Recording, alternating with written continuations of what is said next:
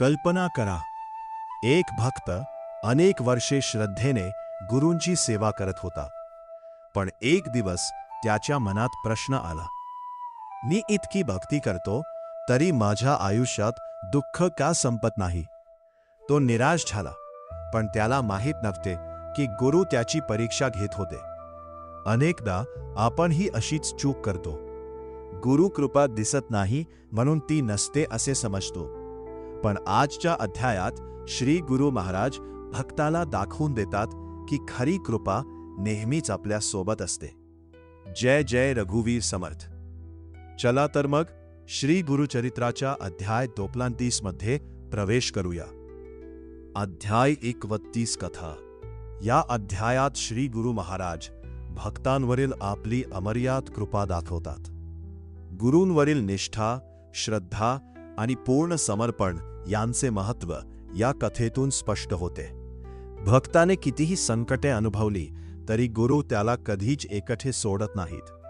योग्य वेळ येताच गुरु त्याच्या जीवनातील अंधार दूर करून सुख, समाधान आणि आध्यात्मिक उन्नतीचा मार्ग दाखवतात.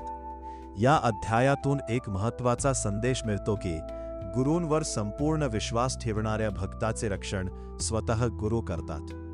भक्ताला कधी कधी वाटते की गुरु त्याच्याकडे दुर्लक्ष करत आहेत, पण प्रत्यक्षात ते त्याच्या कल्याणासाठीच कार्य करत असतात. अध्यायातील गूढ संदेश. गुरूंवरचा विश्वास कधीही ढळू देऊ नका. संकटे ही शिक्षा नसून गुरु कृपेची परीक्षा असू शकतात.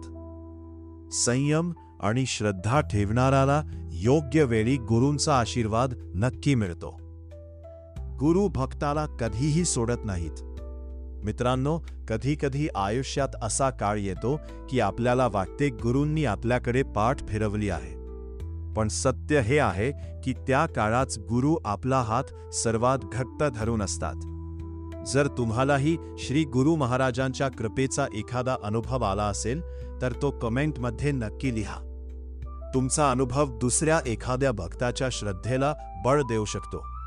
आणि लक्षात ठेवा, गुरूंच्या दरबारात उशीर होऊ शकतो, पण अंधार कायमचा राहत नाही.